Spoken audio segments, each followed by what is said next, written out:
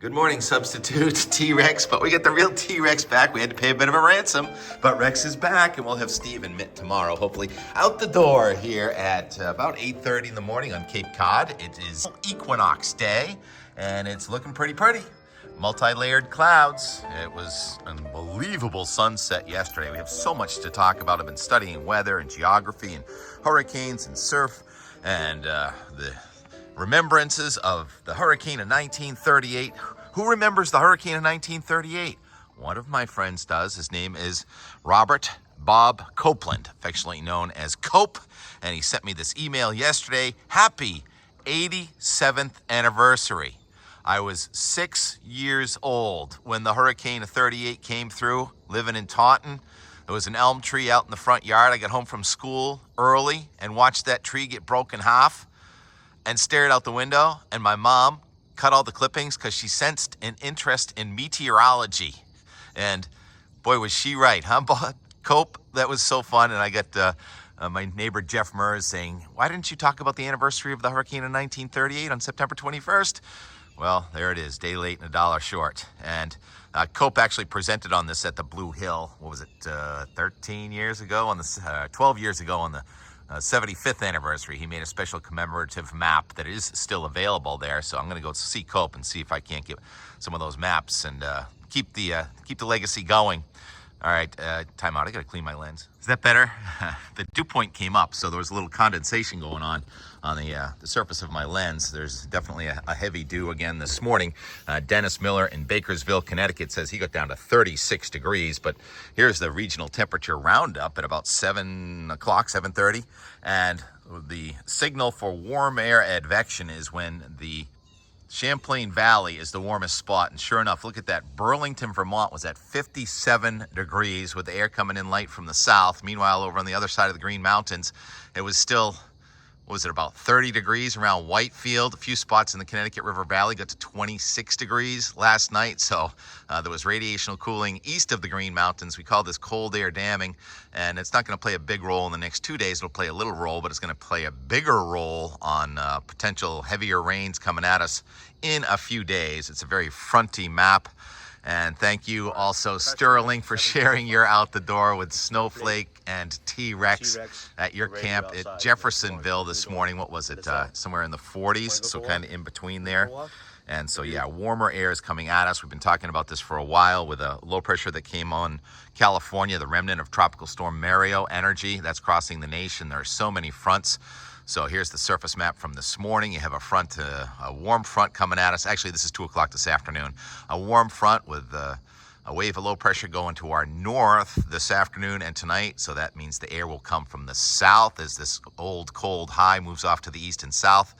And then the front is strung out all the way across the nation. It turns into a cold front in the northwest. And so we're going to have several waves of low pressure oscillating on the front that is going to stall over New England. That is a recipe for rain for most of us, off and on, starting tonight. Satellite image this morning, it shows broken clouds in New England. Looks like a heavy stratocumulus layer in the warm front there over Pennsylvania and New York. So we may have some fog and low clouds coming in late today and tonight when the warm front comes through here and the dew point tries to jump back into the 50s and 60s, maybe even near 70 at the south coast. And that's how it's going to be, off and on. We're going to get on the warm side of the front, then the cold side of the front, then the warm, then the cold, and every one of them has opportunities for some rainfall. I didn't check the radar, so I'm going to just go right to the NAM, which did a good job on that last Wednesday, Thursday rain. It beat out the HRRR, and this new NAM has to be overdone.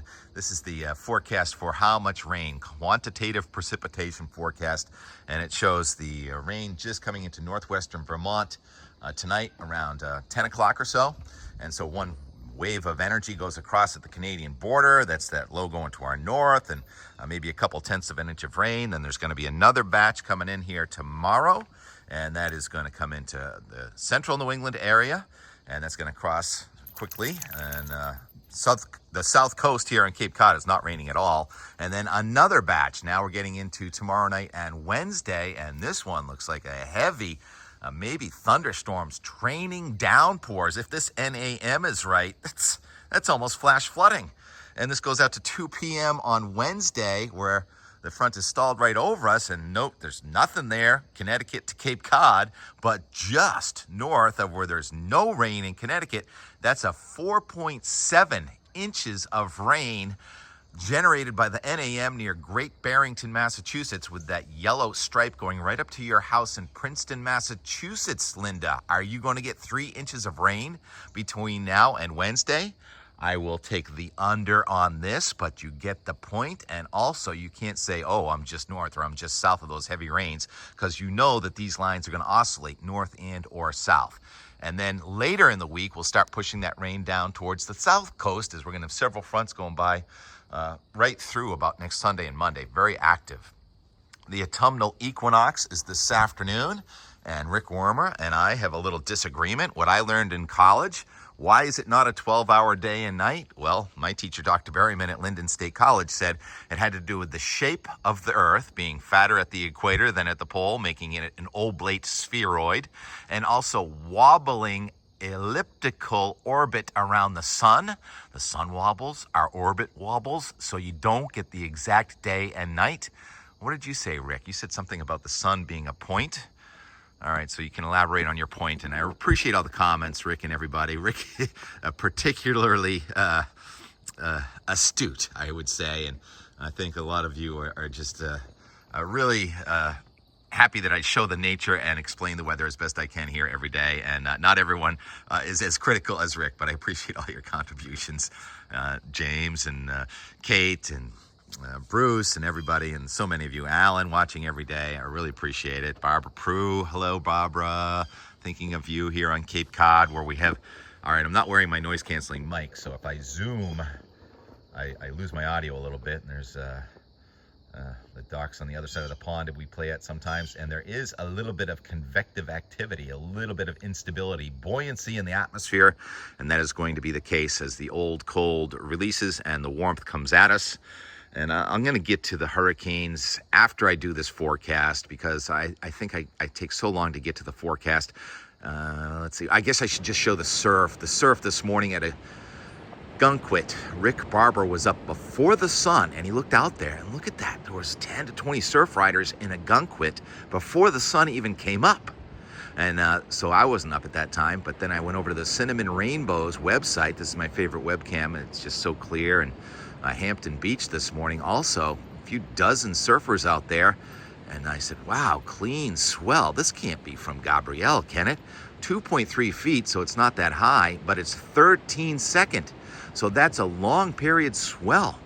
So I think it has to do somewhat, maybe there's a little leading edge of Gabrielle, which is 200 miles east of Bermuda, but I think also it has more to do with all those low pressure systems that have gone from off North Carolina to south of Nantucket, and there was one yesterday. And so here's the ocean analysis. I should have mentioned this when we were looking at the satellite image a minute ago, that there is a swirl going south of Nova Scotia. And so there's a gale center south of Cape Cod. So I think maybe that's kind of sort of perpetuating the swell that's coming off Gabrielle.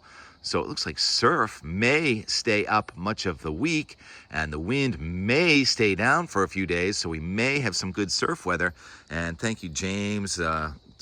Jimmy asking why I am not at Nantasket Beach more this summer, because, well, I've been chasing weather and taking care of these houses on Cape Cod, and I don't really have the best vehicle, but Barry Page is repairing my board, and I have his board, so hopefully I'm going to reunite with you guys down here at Hull and Nantasket Beach over the next few days. Okay, all right, so now I wanted to do the weather faster, and here we are at 7 minutes and 27 seconds. Here's the meteogram for Nashua, New Hampshire. Yes, an active week. Today we are warming up into the 70s, and then tomorrow, as a cold front comes at us with low to our north, the day of the cold front is often the warmest day, and we're in the low 80s. Air is going to come in from the southwest, and then it starts to rain in Nashua, and the clouds and the rain showers come in here on tomorrow night and stick around for Wednesday and Thursday. And the Euro says it's about 1.6 inches of rain there near Nashua, and then it kind of breaks off a little bit Thursday and Friday. It tries to warm up again, and then another serious cold front on Saturday with more showers and a thunderstorm. So our weekend is not clean. It's going to be a moving target all week, and then cooler air comes in, more seasonable air to close out September and into October. It's going to look really interesting. T-Rex standing at my feet. Hi, Rex. Did you have a good weekend with Anna? Sorry, I always get these sleepies in your eyes. All right, so now let's just show the Euro. That was Euro-based meteogram there for Nashua, New Hampshire. Here's the Euro. Our old, cold, high-pressure system slips off to the east and south, and as the warmer air comes back in, showers are mostly just at the Canadian border tonight. That low goes north of us. There is some energy left over from a Pacific tropical cyclone named Mario, which I find fascinating. And there's a lot of cold in Canada. There's a lot of warmth, almost record warmth, and very humid air on the eastern, southeastern United States, and that battle zone is going to be right over us with waves of energy. There's that low coming in tomorrow night with that strip of heavy rain. Euro agrees with the NAM with that strip of heavy rain in central New England on Wednesday, and then the front gets south of us, so now we get high pressure in Canada taking over for a day or two. That would be a wind from the north and northeast, and there's going to be some cold air damming. When the warm air tries to come back over it on Thursday, could have showers and thunderstorms in the warm sector in southern New England with a dew point near 70, and then that front looks like it wants to kind of break into pieces, and then on Friday, you have a strong storm going north of us. Look at all those isobars Friday night into Saturday morning, so it's a fractured front Friday night and Saturday, and this output has been changing so much. It's a cold high going off to our west, maybe another low just southeast of Cape Cod Saturday night, first thing Sunday, and then it looks like by Monday we are getting cold. The 540 line and 534 do not look as vigorous as they did yesterday, so the heart of that cold is kind of missing us, and it is a cold high, but the fact that that high is going to end up to our south and southwest next Tuesday into Wednesday, October 1st, that cold high would turn into a fairly warm high with the 570 line not that far away to our south, and the cold air having been pretty much removed from eastern Canada or moving out of eastern Canada would imply a warming trend for the first few days of October, perhaps record warmth. I know I've mentioned that a couple of times, but every time I think we're on the verge of that record warmth, all of a sudden the models pull a fast one. Anyhow, that's day 10 there. That's 2 p.m. on October 1st, and as we shift south, there's some tropical energy down there near the Florida Peninsula, and also just on the very right there, see all those isobars? That would be another tropical cyclone, not Gabrielle, but perhaps Umberto. The H storm could be forming. So that's it for that weather part. Now, why don't we talk about the hurricane department, and should we start in the Atlantic Ocean, where it's fairly quiet compared to what's going on over there in the Philippines and China. And here's Gabrielle. Did become a hurricane yesterday. It's a 90-mile-an-hour hurricane. Is in forecast to become a major hurricane now, a Category 3, as it passes about 200 miles east of Bermuda. So Bermuda should not feel the impact from that storm. Most of the energy is on the east and the north side of that storm, and we may still see some groundswell from that, I guess, because of when already arrived. And then the next yellow X, there's two now yellow X's, and the one yellow X on the right there, that's the wave that came off Africa 2 or 3 days ago, not really forecast to develop much. But that other X there, closer to the Caribbean, that's the wave that came off a week ago. Hurricane Center had dismissed, but now says that one may try and fire up. So maybe the H and, let's see, EFG, HI storm. I don't know what the I storm, but we may have the H and the I storm forming. Odds are kind of low, but so a little more active as you'd expect. It's been just so quiet in the Atlantic, but opposite in the West Pacific, a violent typhoon, and we talked about these chasers there. Was it Aaron Rigsby, Jordan Hall, James Reynolds, all went to that little island of Bataan, and the storm, fortunately for them and the island of Bataan, hit the islands just south of there. And so they didn't get the eye wall, but they said, wow, look at that wind and damage. I can duck behind this fence and get this video. And then one of the locals kind of just going by on his motorcycle there, or scooter, whatever that is. So it spared Bataan, but those 3 islands to the south, this graphic, Josh Morgerman. Now, Josh is, the most serious chaser dude, and he only considers it a score if he penetrates the core, and he's still trying to decide where on the Vietnam or China coast he's going to go for an eye wall penetration.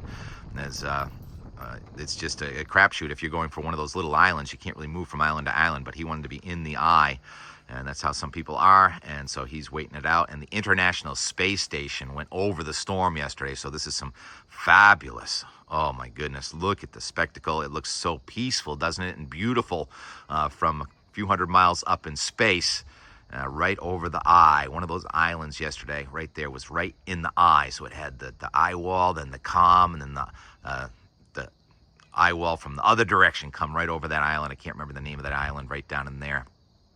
But you follow these chasers, and they'll share all that information with you.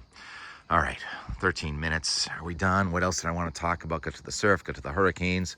The rainfall potential here on Cape Cod is not for a couple of days, so we have a nice dry Equinox. Beautiful day today. Surf is up. I'm going to try and get doing some surfing this week. And oh, there are the turkeys way down there.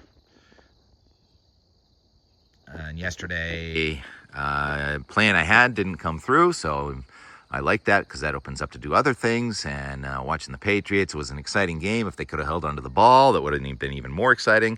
I liked how the commentators and everybody dressed up for a Brent Musburger reunion with their 70s outfits and everything. That was really cool. And then we were invited over to Tony's house, and Tony we met him last week. He was going out to the canyons, and he scored a swordfish and a tuna fish. And he said, I'm going to share some with you. So I get to meet Tony and his family and have a tour. And what a fascinating story and beautiful life and family you have, Tony.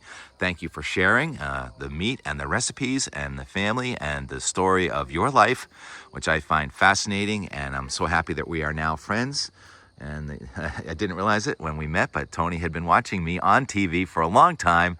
And I think that's one of the reasons that sometimes people feel like they know me. And I'm very happy that you just come over and say hello. And so we'll tell Tony's story and fishing out there in the canyons all day and all night. Thursday afternoon when they got there, they got the tuna during the day. And then at night, no, you got the swordfish during the day and then the tuna at night.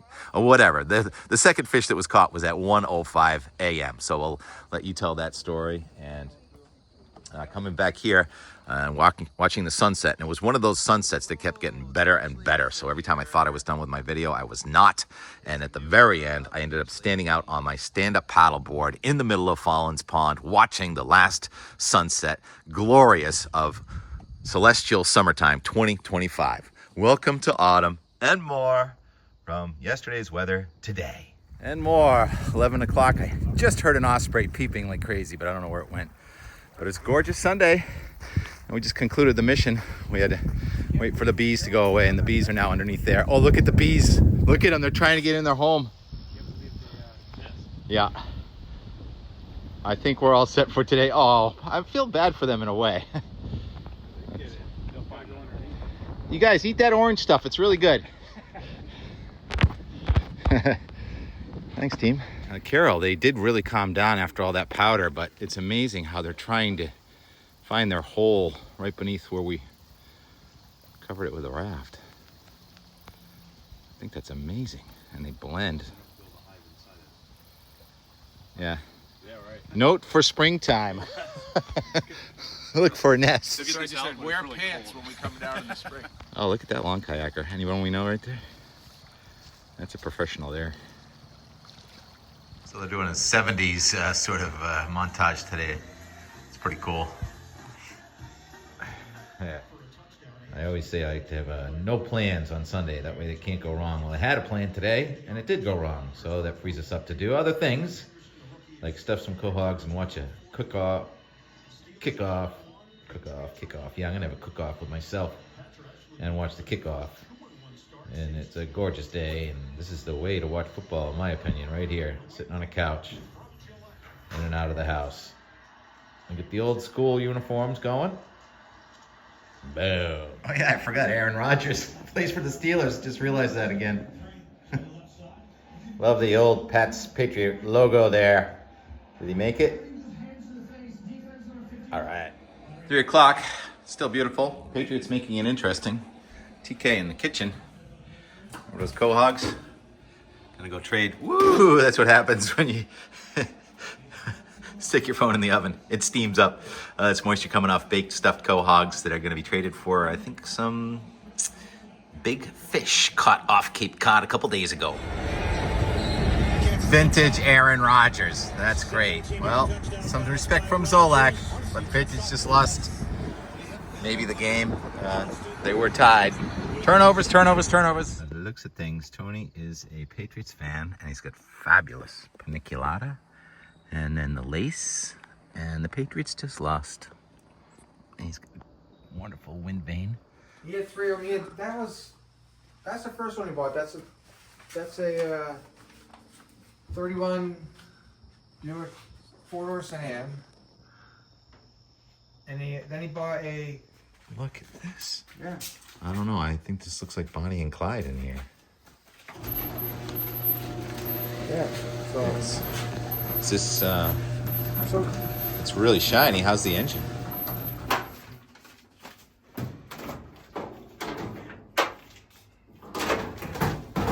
So the toolmaker.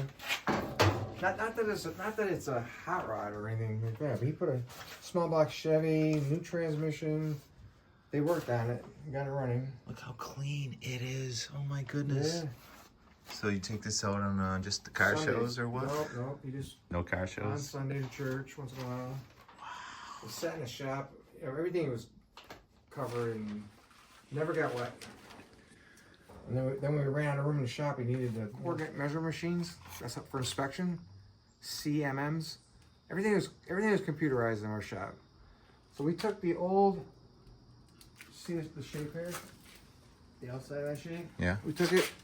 We traced it with a CMM. Like the little probe came around and it did a scan of it. We actually scanned it with our CMM. And then I gave that file to my engineers.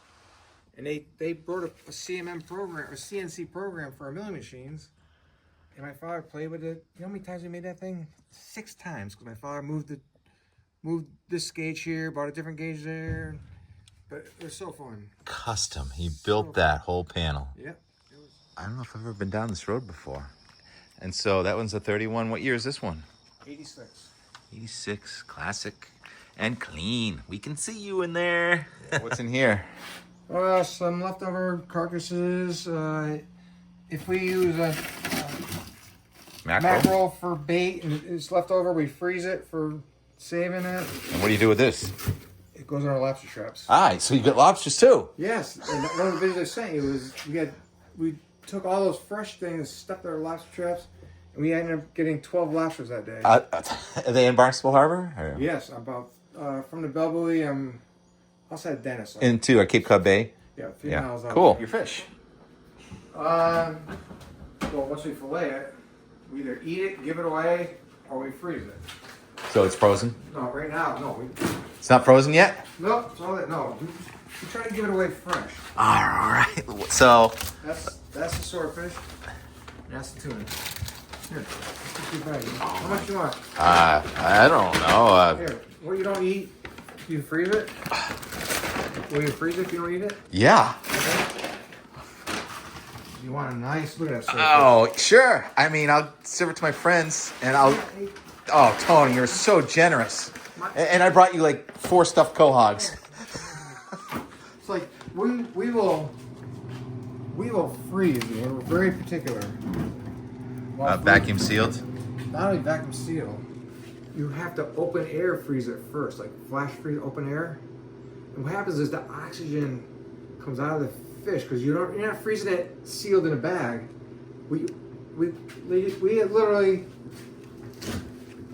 see that the parchment paper. Yeah.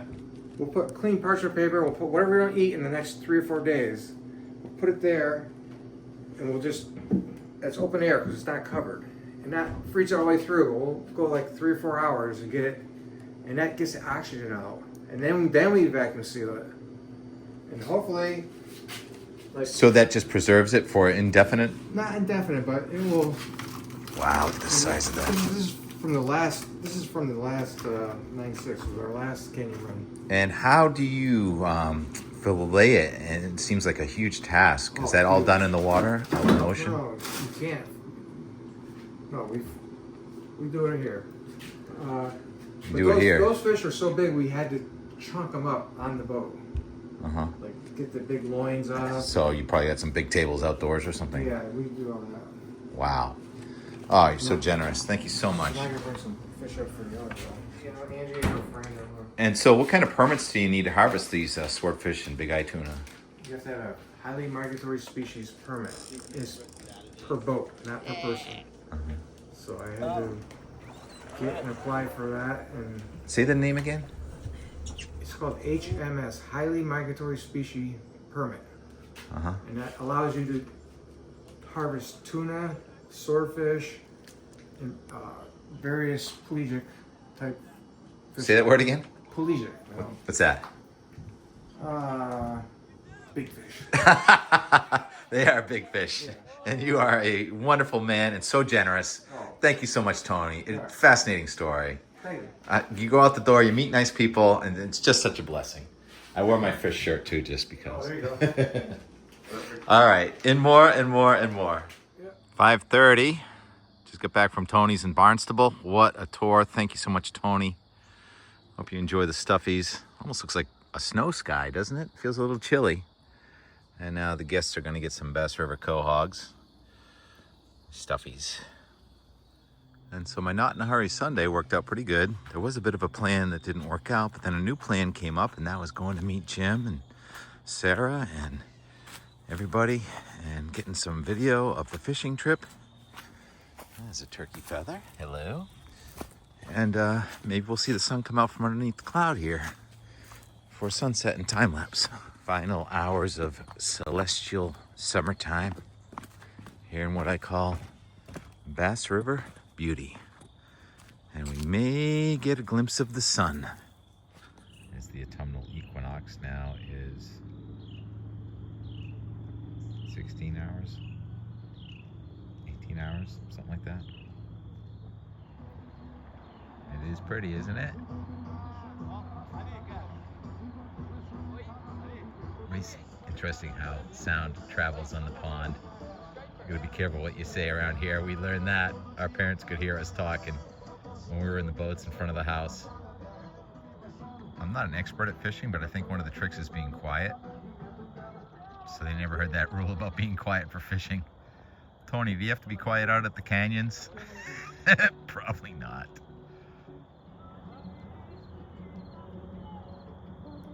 Oh, they caught one. That's great. How funny, huh? Tony, you'll go out to the canyons. What was that? I thought that was a fish. And you catch the 600 pounders, and here they are in Bass River catching the 16 ouncers. Funny. My goodness, do you see what I see? Sunshine on Schwartz Beach. So that means we are going to get a glimpse of the sunshine here for sunset. I'm going to have to spin real quick here to see it.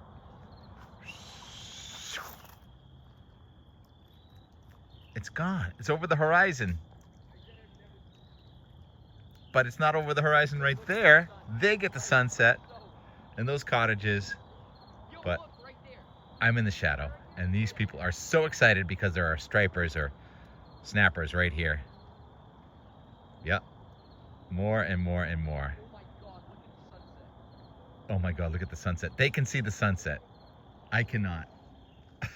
But I can see the schools of fish, and you get to see the time lapse of our Not in a Hurry Sunday. And we'll do Weymouth first.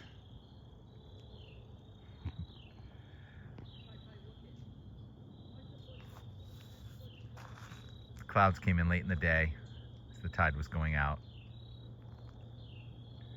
A little sort of mini nor'easter missing us to the south of Nantucket again today on the south and west side of our cool high pressure system. Rick in New Hampshire saying it was the coolest morning so far this season and correcting me on the equinox, and he says it's not because the earth is an oblate spheroid that the length of day is 12 hours and 9 minutes. Well, let's debate that.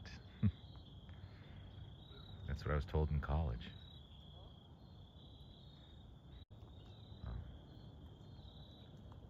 Bass River time lapse of this wonderful Sunday. Would have been nice if the Patriots could have pulled it out, but at least it was a fun game.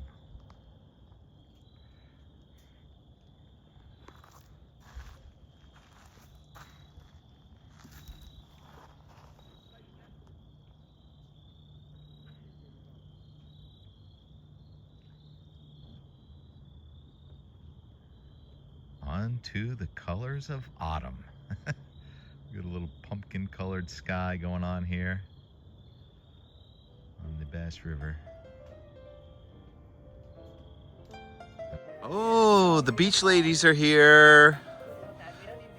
It's a new era of beach ladies.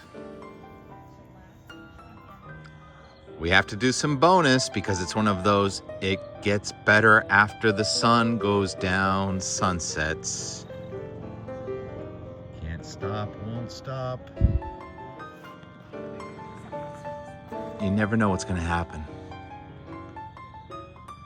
Wow. This is a little different. So I just went out on my paddleboard and I forgot I had my phone in my pocket, but I do. More and more and more.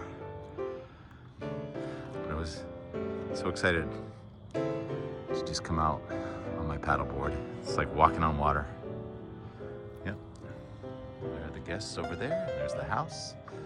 That's looking to the east, and the north, and the west and south. More and more and more. The best plan is no plan.